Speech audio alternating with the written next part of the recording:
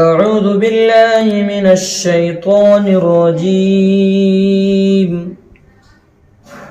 बिस्मिल्लाहिर रहमानिर रहीम कुल लिल मुअ्मिनीना यग़ुज़्ज़ू मिन अबसारिहिम वयहफ़ज़ू फ़ुरूजहुम ज़ालिका अज़का लहुम इन्नल्लाह ख़बीरुम बिमा यस्नऊन वक़ुल लिल्मुअ्मिनाति यग़ुज़्ज़न मिन अबसारिहिन्न वयहफ़ज़न फ़ुरूजहन्न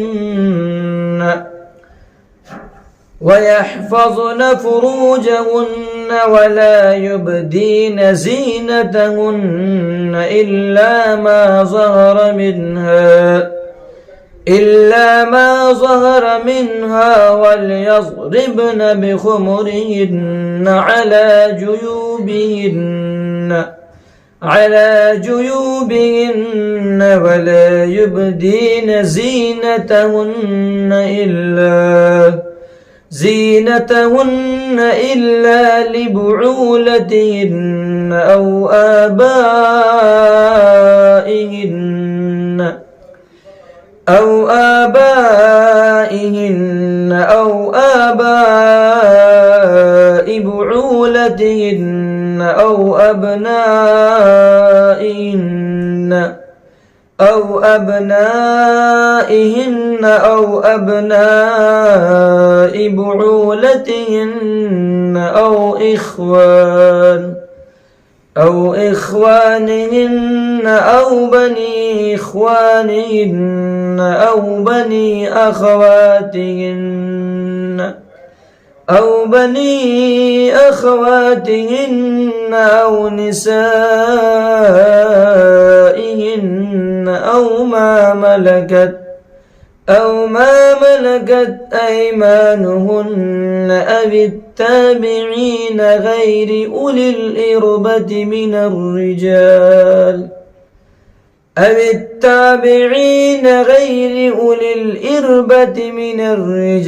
أو الطفل الذين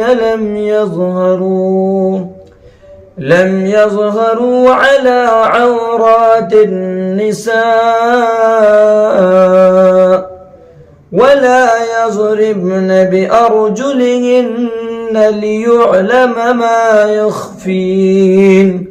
ما يخفين من زينتهن وتوبوا إلى الله جميعا أيها المؤمنون لعلكم تفلحون وأنكحوا الأيام منكم والصالحين من عبادكم وإمائكم إن يكونوا فقراء يغنهم الله من فضله والله واسع عليم صدق الله العلي العظيم। अल्लाह रब्बुल इज़्ज़त का शुक्र है कि उसने एक मर्तबा फिर हम सबको अपना मुक़द्दस कलाम कुरान मजीद सुनने और सुनाने की तौफीक अता फरमाई। आज सूरह नूर की आयत नंबर 29 से आयत नंबर 32 तक की तिलावत की गई है। सबसे पहले उन आयतों का तर्जमा करते हैं, फिर इंशाअल्लाह मुख्तसर तशरीह करने की कोशिश करेंगे। आयत नंबर 29, कुल लिल मुअ्मिनीना यग़ुज़्ज़ू, आप कह दीजिए मोमिन मर्दों से, यग़ुज़्ज़ू मिन अबसारिहिम, कि वह अपनी निगाहें नीची रखें, व यहफ़ज़ू फ़ुरूजहुम, और अपने शर्मगाहों की हिफाजत करें, ज़ालिका अज़का लहुम, ये उनके लिए ज़्यादा पाकीज़गी की बात है। इन्नल्लाह ख़बीरुम बिमा यस्नऊन, अल्लाह ताला बाखबर हैं उस चीज़ से जो ये लोग करते हैं। वक़ुल लिल मुअ्मिनात, और आप कह दीजिए मोमिन औरतों से, यग़ुज़्ज़न मिन अबसारिहिन्ना, कि वह अपनी निगाहें नीची रखें, व यहफ़ज़न फ़ुरूजहुन्ना, اور اپنے شرمگاہوں کی حفاظت کریں۔ ولا یبدین زینتہن، اور اپنی سجاوٹ کو کسی پر ظاہر نہ کریں سوائے اس کے جو خود ظاہر ہو جائے۔ وَلْيَضْرِبْنَ بِخُمُرِهِنَّ عَلَى جُيُوبِهِنَّ، اور اپنی اوڑھنیوں کے آنچل اپنے گریبانوں پر ڈال لیا کریں، اور اپنی سجاوٹ کسی اور پر ظاہر نہ کریں۔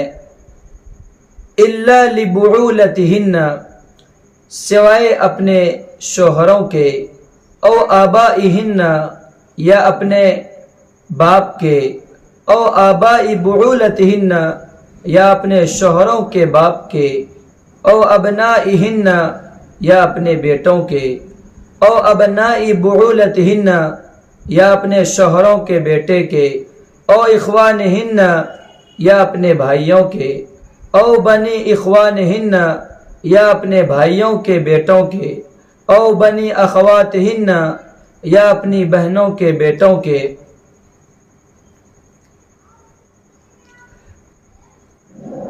او نسائہن، یا اپنی عورتوں کے، او ما ملکت ایمانہن، ان کے جو اپنے ہاتھوں کی ملکیت میں ہیں، یا ان خدمت گزاروں کے جن کے دل میں کوئی جنسی تقاضا نہیں ہوتا، یا ان بچوں کے جو ابھی عورتوں کے چھپے ہوئے حصوں سے آشنا نہیں ہوئے۔ اور مسلمان عورتوں کو چاہیے کہ وہ اپنے پاؤں زمین پر اس طرح نہ ماریں کہ انہوں نے جو زینت چھپا رکھی ہے وہ معلوم ہو جائے۔ اور اے مومنو، تم سب اللہ کے سامنے توبہ کرو تاکہ تمہیں فلاح نصیب ہو۔ اس سے پہلے بات آئی تھی، مسلمان مردوں اور عورتوں سے خطاب فرمایا کہ تم اپنی نگاہوں کو پست رکھو، یعنی نگاہیں نیچی رکھو۔ جب نگاہ کی حفاظت ہو جائے گی، فروجہن، تو تمہاری شرمگاہ کی بھی حفاظت ہو جائے گی۔ اور بات آ چکی تھی کہ آپ صلی اللہ علیہ وسلم نے ارشاد فرمایا کہ جو شخص اپنی زبان اور اپنی شرمگاہوں کی حفاظت کرے، میں یعنی محمد جنت کی ضمانت لیتا ہوں۔ یہ بیان کرنے کے بعد اب آگے تذکرہ آ رہا ہے، آج یہ جو پڑھا گیا ہے کہ وَلَا يُبْدِينَ زِينَتَهُنَّ إِلَّا مَا ظَهَرَ، اور عورتیں ظاہر نہ کریں یعنی اپنی بناوٹ کو، سجاوٹ کو، سوائے اس کی جو خود ظاہر ہو جائے، یعنی وہ کون سی چیزیں ہیں جو خود سے ظاہر ہو جائے۔ اس لیے کہ بسا اوقات عورتیں کام کاج کرتی ہیں تو کچھ اعضاء یہ کہ مجبوراً کھولنا پڑتا ہے ان کو، تو خود جاتے، تو اس کے بارے میں کیا حکم ہے اس کا ذکر آ رہا ہے۔ اس کے بعد انہیں اس بات کا بھی خیال رکھنا چاہیے کہ اپنی زیب و زینت کو دوسرے غیر محرم مردوں سے چھپائے رکھے۔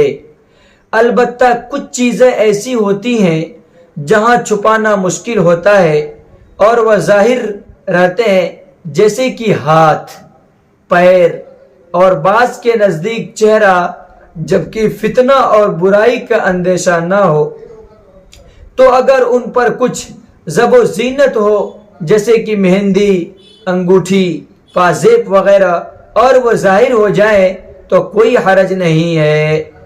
یعنی جن چیزوں کا بھی ہم نے ذکر کیا، جیسے مہندی ہے، انگوٹھی ہے، پازیب ہے وغیرہ، یہ چیزیں ایسی ہیں کہ خود بخود یہ چیزیں ظاہر ہو جاتی ہیں تو اس میں کوئی حرج نہیں ہے، لیکن پھر بھی یہ بات بتائی جا رہی ہے فتنے کا اندیشہ ہو تو چاہیے کہ اس کو بھی چھپائے۔ وہ ظاہر ہو جائے تو کوئی حرج نہیں۔ پھر اس کے بعد فرمایا تو کو چاہیے کہ وہ سر پر سے دوپٹہ ڈال لیں تاکہ اس دوپٹے کے ذریعے ان کے بال، گردن اور سینہ وغیرہ ظاہر نہ ہوں۔ آج کل دیکھ لیجئے، آپ غور کیجئے اسلام ایک عورت کو کیا بنانا چاہتا ہے۔ اسلام یہ چاہتا ہے ایک عورت کی عزت، اس کی جو حیا ہے وہ صرف اس کے شوہر کے علاوہ کسی اور کے لیے حلال نہیں ہے۔ یعنی اپنے آپ کو اس طرح مقید رکھے، اپنے آپ کو گھروں میں اس طرح بند رکھے کہ اس کے پڑوسی کے لوگ بھی اس کی آواز تک نہ سن سکے۔ کیا اس کے گھر میں کوئی بیٹی ہے جو جوان ہو چکی ہے؟ یہ اسلام دیکھے، غور کیجئے۔ اسلام یہ چاہتا ہے کہ عورت بڑی قیمتی چیز ہے، اور جو چیزیں قیمتی ہوتی ہے اس کو انسان چھپا کر کے رکھتا ہے، اسی طرح اللہ رب العزت چاہتے ہیں کہ عورتیں اپنے آپ کو چھپا کر کے رکھے، اپنے آپ کو پردے میں رکھے۔ اسی وجہ سے یہ سارے احکامات ہیں، یہ بوجھ نہیں ہے بلکہ یہ عورتوں کی حفاظت کے لیے ہے، یہی ان کی عزت ہے، یہی ان کی اصل زیور ہے، یہی اصل ان کا تحفہ اور گفٹ ہے۔ کچھ مسائل اسی میں سمجھتے ہیں۔ مسئلہ اچھی طرح سمجھ لیں، ایسا باریک لباس جس سے بدن نظر آئے عورت کے لیے پہننا حرام ہے، یہ عورتوں کے لیے پہننا حرام ہے۔ آج کل یہ سب کپڑا مارکیٹ میں آ رہا ہے، چاہیے کہ جب بھی ہم کپڑا خریدیں اپنی بچیوں کے لیے تو اس پر بھی دھیان رکھیں یہ کیسا کپڑا پہنا رہے ہیں۔ کسی نے کہا تھا کہ غریب اور امیر میں فرق کیا ہے، ایک لائن میں انہوں نے جواب دیا تھا کہ غریب اور امیر میں فرق یہ ہے کہ امیر مرد پورا کپڑا پہنتا ہے، امیر مرد پورا کپڑا پہنتا ہے اور غریب کی عورتیں پورا کپڑا پہنتی ہیں۔ یہ ہر ایک کے لیے نہیں ہے، ایسا نہ ہو، لیکن آج کل ایسا ہو رہا ہے، جس کو اللہ نے جتنا پیسہ دیا ہے وہ اتنا ہی زیادہ خرافاتی میں آگے جا رہا ہے۔ بہرحال پھر میں ایک بار دو، ایسا باریک لباس جس سے بدن نظر آئے عورتوں کے لیے پہننا حرام ہے۔ جیسے عورتیں ناخن پالش لگائیں تو وضو نہ ہوتا ہے، نہ نماز ہوتی ہے، نہ ان کا قرآن پاک کو ہاتھ لگانا جائز ہے، کیونکہ وہ تہدار ہے اور وہ جم جائے لگ جائے تو ظاہر سی بات ہے پانی اندر نہیں جائے گا، جب پانی اندر نہیں جائے گا تو وضو نہیں ہوگا، اور نماز صحیح ہونے کے لیے وضو شرط ہے، جب وضو نہیں ہوگا تو نماز بھی نہیں ہوگی۔ ہمیں چاہیے کہ ان مسائل کو ہم سمجھیں۔ اس حالت میں عورتوں نے جتنی نمازیں پڑھی ہیں وہ سب ان کی گردن پر ہیں، یعنی ان کے ذمہ ہیں۔ لمبے لمبے ناخن کے ساتھ نماز پڑھنا بھی حرام ہے، کیونکہ ان کے نیچے میل کچیل جمع ہو جاتا ہے، جس سے ناخن کے نیچے والی جگہ تر نہیں ہوتی۔ حالانکہ غسل اور وضو میں نیچے والی جگہ کا تر کرنا فرض ہے۔ یہ بظاہر چھوٹے چھوٹے مسئلے ہیں، مگر ان پر نمازیں موقوف ہیں، دین موقوف ہے۔ عورت کے ہاتھ کی کلائی سطر میں شامل ہے، عورت کا سر بھی سطر میں شامل ہے۔ اگر قمیص کلائی سے بقدر 2 انگلیاں بھی پیچھے ہوئی تو نماز نہیں ہوگی۔ کان ننگے ہوئے تو پھر بھی نماز نہیں ہوگی۔ سر کے بالوں کا چوتھائی حصہ بھی ننگا ہوا تو نماز قطعا نہیں ہوگی۔ یہ مسائل نہ بھولنا، ایسا نہ ہو کہ زندگی بھر نمازیں پڑھتے رہیں اور ہماری کوئی نماز ہی نہ ہو۔ یہ چھوٹے چھوٹے مسائل ہیں، ہمیں سمجھنے کی ضرورت ہے اور سمجھ کر کے اس پر عمل کرنے کی ضرورت۔ اسی طرح کانوں میں بالیوں اور کانٹوں کے لیے جو سوراخ ہیں، ضروری ہے کہ غسل میں اگر ان کے اندر پانی نہ گیا تو غسل نہیں ہوگا، اور ظاہر بات ہے جب وضو اور غسل نہیں ہوگا تو نماز بھی نہیں ہوگی۔ یہ چھوٹے کچھ مسائل تھے جن کو ہم نے ضروری سمجھا کہ آپ کے سامنے وہ مسائل آ جائیں، اس لیے کہ ہم اور آپ ڈیلی نماز پڑھتے ہیں، لیکن کچھ چیزیں ایسی ہیں کہ ان پر نماز موقوف ہے، دین موقوف ہے۔ جب یہ چیزیں درست نہیں ہوں گی تو ہماری نماز بھی درست نہیں۔ اب آگے یہ ذکر کر رہے ہیں کہ عورت تو خیر پورا بدن ان کا ستر عورت ہے، لیکن اپنے محرم کے سامنے کچھ اعضاء ہیں، یعنی جسم کے کچھ اعضاء ہیں، اگر وہ کھل جائیں، کھلنے کی مطلب یہ ہے کہ اگر کام کاج کے دوران وہ اعضاء دکھائی دے اس اعضے سے کپڑے ہٹ جائے تو اس کی گنجائش ہے، اس پر پکڑ نہیں ہے، گناہ نہیں ہے۔ سوال: عورت اپنے محرم کے سامنے کون سے اعضاء کھول سکتی ہیں؟ یعنی گنجائش ہے، اگر کھل جائے تو معاف ہے۔ سب سے پہلی چیز جس کو قرآن نے بیان کیا ہے کہ محرم کون ہے۔ محرم اسے کہتے ہیں جس سے شادی حرام ہے، اسے محرم کہتے ہیں۔ کون کون ہے؟ آگے گنا رہے۔ نمبر 1 شوہر جس کو بعولہ کہا گیا ہے، نمبر 2 باپ، نمبر 3 چچا، نمبر 4 ماموں، نمبر 5 سسر، نمبر 6 بیٹا، نمبر 7 پوتا، نمبر 8 نواسا، نمبر 9 شوہر کا بیٹا، نمبر 10 داماد، نمبر 11 بھائی، نمبر 12 بھتیجا، نمبر 13 بھانجا، نمبر 14 مسلمان عورتیں، نمبر 15 کافر باندی، ابھی میں بتاؤں گا کہ کافر باندی کون، نمبر 16 ایسے مدہوش جن کو عورتوں کے بارے میں کوئی علم نہیں، یعنی ایسا مدہوش آدمی ہے جن کو عورتوں کے بارے میں کچھ پتہ ہی نہیں، کہ ان لوگوں کے سامنے، یعنی جن کا میں نے ذکر کیا، ان کے سامنے عورت کے لیے صرف بال، سر، گردن، کان، بازو، ہاتھ، پاؤں اور گردن سے اوپری حصے کھولنے کی گنجائش ہے، یعنی ان کے سامنے بال، اسی طرح سر، اسی طرح گردن، اسی طرح کان، اسی طرح بازو، اسی طرح ہاتھ، اسی طرح پاؤں اور گردن سے اوپری حصے کھولنے کی گنجائش ہے، یعنی اگر یہ اعضاء کھل جائے، اعضاء سے کپڑے اگر ہٹ جائیں تو اس کی گنجائش ہے، کیوں؟ اس لیے کہ عورتیں ان کے سامنے گھروں میں کام کاج کرتی ہیں، تو اگر یہ کہہ دیا جائے کہ ان کے سامنے بھی یہ اعضاء نہ کھلنے پائے، ظاہر سی بات ہے کہ عورتیں حرج میں مبتلا ہو جائیں گی، پریشانی میں مبتلا ہو جائیں گی، اس لیے یہ گنجائش ہے ان لوگوں کے سامنے، یعنی ان محارم کے سامنے اگر ان اعضاء سے کپڑا کچھ دیر کے لیے ہٹ جائے، کھسک جائے تو اس کی گنجائش ہے۔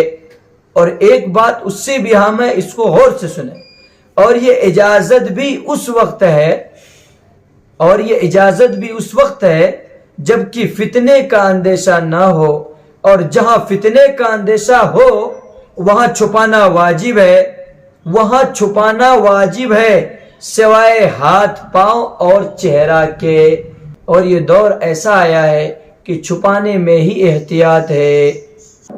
اب ایک لفظ آیا تھا وَلَا يَضْرِبْنَ بِأَرْجُلِهِنَّ لِيُعْلَمَ مَا يُخْفِينَ مِنْ زِينَتِهِنَّ،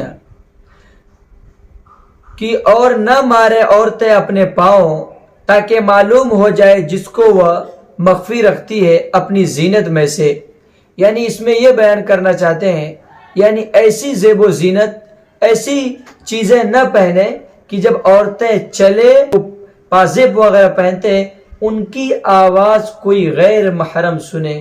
اب غور کیجئے، اسلام یہ چاہتا ہے کہ عورت کی جو زیور ہے اس کی آواز بھی کوئی غیر محرم مرد نہ سنے، تو یہ کیسے اسلام اجازت دے گا کہ عورتوں کی آواز کوئی غیر محرم سنے؟